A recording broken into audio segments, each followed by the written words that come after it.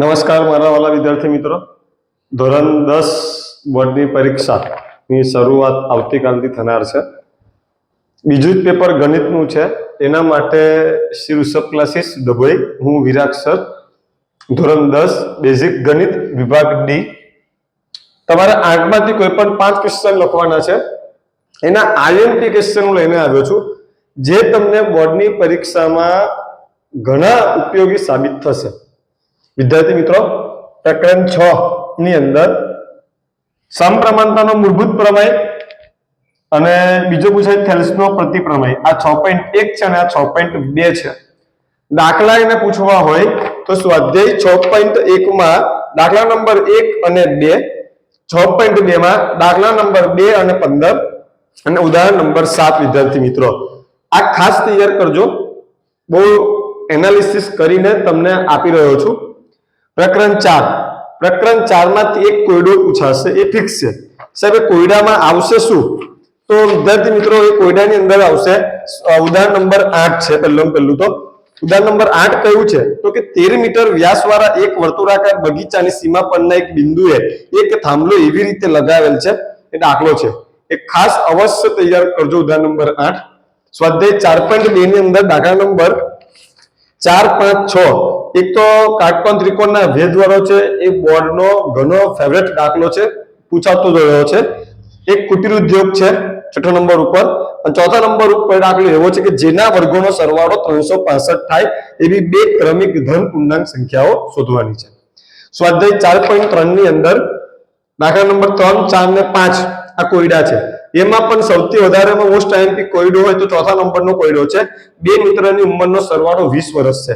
4 વર્ષ પહેલા તેમની ઉંમર દર્શાવતી સંખ્યાઓનો ગુણાકાર 48 હતો. શું આ કન્ડિશન શક્ય છે? જો હા હોય તો તેમની અત્યારની ઉંમર શોધો. આ ખાસ તૈયાર કરજો, ચોથો દાખલો.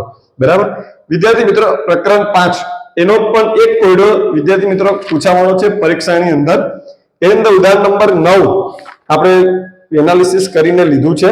ઉદાહરણ નંબર 9, 1000 ની રકમ 8% ના સાદા વ્યાજ પર મૂકવામાં આવે છે. એ દાખલો છે.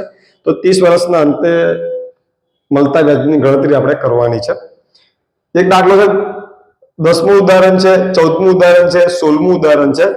સ્વાધ્યાય 5.2 ની અંદર દાખલા નંબર 18, 19 અને 20. એમાં 19 અને 20 કોયડા છે. સુબ્બા રાવ વાળો કોયડો છે એક, અને રામકલી વાળો કોયડો છે. એક ખાસ તૈયાર કરજો વિદ્યાર્થી મિત્રો. સ્વાધ્યાય 5.3 ની અંદર દાખલા નંબર 4, સમાંતર શ્રેણી 9, 17, 25 ના કેટલા પદોનો સરવાળો 636 થાય? મોસ્ટ આઈએમપી દાખલો છે આ ભાઈઓ, 4થા નંબરનો. 8મો દાખલો, સમાંતર શ્રેણીનું બીજું અને ત્રીજું પદ અનુક્રમે 14 અને 18 હોય તો તેના પ્રથમ 51 પદોનો સરવાળો શોધો. બોર્ડ વાળાને આ કોયડા ના પૂછવા હોય તો આવું કંઈક નવું પૂછી શકે છે. વિદ્યાર્થી મિત્રો, સ્વાધ્યાય 5.3 ની અંદર 15 નંબરથી લઈને 20 નંબર સુધીના દાખલા છે. એમાં કોયડા છે. એક ખાસ તૈયાર કરજો, 6 કોયડા છે. એમાં પણ જો આઈએમપી હોય તો એક તો 16મો દાખલો છે, આઈએમપી છે. એક 17મો છે, એક 19 અને 20. આ ખાસ અવશ્ય તૈયાર કરજો. એમ તો બને તો બધા જ કોયડા તૈયાર કરજો. આ 5 કે 6 કોયડામાંથી એક દાખલો અવશ્ય પરીક્ષામાં આવશે અને આવશે જ વિદ્યાર્થી મિત્રો. હવે વાત કરીએ આપણે પ્રકરણ 13 ની આંકડાશાસ્ત્રની વાત કરીએ. એની અંદર સ્વાધ્યાય 13.1 માં દાખલા નંબર 3, 6 તેમાં વિદ્યાર્થી મિત્રો હું તમને ખાસ કહું ને તો ખૂટતી આવૃત્તિ વાળા જેટલા પણ દાખલા છે એ ખાસ તૈયાર કરજો. સ્વાધ્યાય 13.1 ની અંદર દાખલા નંબર 3 ખૂટતી આવૃત્તિ વાળો જ છે. 6થો દાખલો છે. 7મો દાખલો SO2 ની સાંદ્રતાનો દાખલો 1 છે, અને 9મો દાખલો છે. બરાબર, સાક્ષરતા દર વાળો. એક ખાસ તૈયાર કરજો. સ્વાધ્યાય 13.3 ની અંદર 13.3 ની અંદર દાખલા નંબર 2, એમાં પણ ખૂટતી આવૃત્તિ શોધવાની છે. મધ્યસ્થનો દાખલો છે એક. પછી દાખલા નંબર 3 છે, દાખલા નંબર 4 છે, દાખલા નંબર 7 અને ઉદાહરણ નંબર 7 અને 8. વિદ્યાર્થી મિત્રો ખાસ તૈયાર કરજો. એની અંદર પ્રકરણ 14 સંભાવના. એમ તો આ કહું ને પ્રકરણ તો આખું તમારે તૈયાર કરવું પડે ખરેખર તો. આમાં આઈએમપી અપાય જ ના, છતાં પણ હું એનાલિસિસ કરીને તમને આઈએમપી આપ્યું છે પ્રકરણ 14 ની અંદર. એક તો સ્વાધ્યાય 14.1 ની અંદર દાખલા નંબર બીજો કઈક નવો દાખલો છે, બરાબર. નીચે આપેલા પૈકી કયા પ્રયોગના પરિણામો સમસંભવી છે એવું પણ કદાચ પૂછી શકે છે આ વર્ષે નવું બોર્ડ વાળા, એ ખાસ તૈયાર કરજો.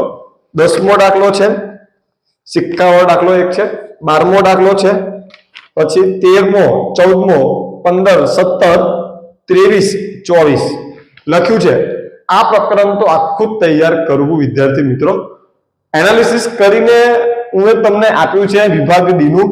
આટલું તૈયાર કરીને જજો વિદ્યાર્થી મિત્રો, તો તમારા વિભાગ ડી ની અંદર 20 માંથી 20 માર્ક પૂરેપૂરા તમને રોકડા મળી જશે વિદ્યાર્થી મિત્રો.